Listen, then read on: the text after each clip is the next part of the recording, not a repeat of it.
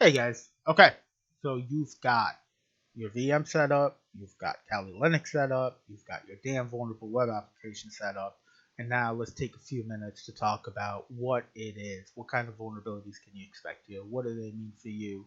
What kind of tools you may be getting your hands on to make this happen, right? So, right down here are all of the different type of vulnerabilities. We won't go through all of them, but we will be going through some of them. So brute force, this is pretty straightforward. This is when you try to brute force an application to try to guess the password. The limitation here from a remediation standpoint is you want to have applications locked down to a number of failed attempts before the account gets locked out for a limited time or permanently until somebody unlocks it. So say it's set up at 5 failed lockouts, that brute force will only work 5 times or the attempt before it locks you out. If you have a system that doesn't lock out at all, I could sit here and brute force away at that thing all day long. So what you're going to do here is you are going to brute force the password of a web application when you get into it. You're going to be doing some reconnaissance work. You're going to get your hands on Burp Suite to understand how the authentication of the site works. And then you're going to be using THC Hydra or whatever your tool may be to do a brute force attack using the dictionary. So that one is pretty straightforward in the low one, but as you progress up, this one's a lot of fun. Command injection and command execution. So a command execution is where a website application provides the ability to execute system commands. So this section of the damn vulnerability application has a web app that allows you to ping an IP address. A very simple um, web application. I really, really don't want us to get into the to too much detail here, but whenever this does decide that it wants to open up, simply what it does is, hey, you can go here, put in an IP address, and it'll ping it to make sure that it's live, right? And it's you can ping it through your terminal window as well. So I can put an IP address here, and it'll do it.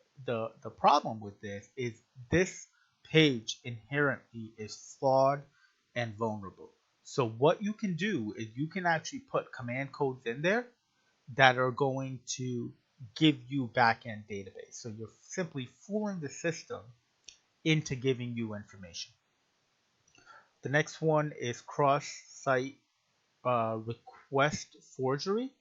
And with this type of attack, you basically write a user session, right? And you figure out what the session ID is. You go in, you replay that session ID, and now you are logged in as that user. File inclusion, it's similar to the file upload attack that you see right below it. The only difference between the two is the file uploading attack uses the uploading function on the target's website, but the file inclusion attack uses this user supplies input. So you're going to be tricking the server into using the same function to actually read the files on the server.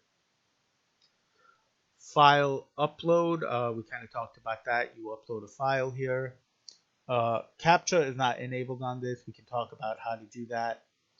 SQL injection is basically where you are going to be putting malicious code in a SQL statement to get the page to give you an output, something from the backend database. So over here on the low security level, it's pretty easy. We'll put a code in here.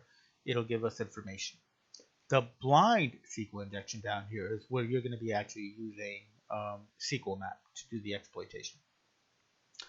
Cross-site scripted or cross-site scripting reflected. So this one is basically you're going to modify the URL in a manner where it'll display the result you want it to display. So say, for example, that in the URL, I want to put in that so-and-so has no idea what they're doing, right? What happens is that'll get captured in the URL. Now, I can capture that URL, send it to so-and-so, and have them or trick them into clicking this URL. And when they do, it'll be like so-and-so doesn't know what the heck they're doing, right?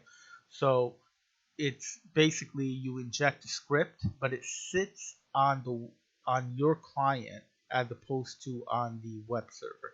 So that error message will only pop up if the person clicks on it. It's a little harder to exploit as you need this other person to click on it in order for it to be exploited.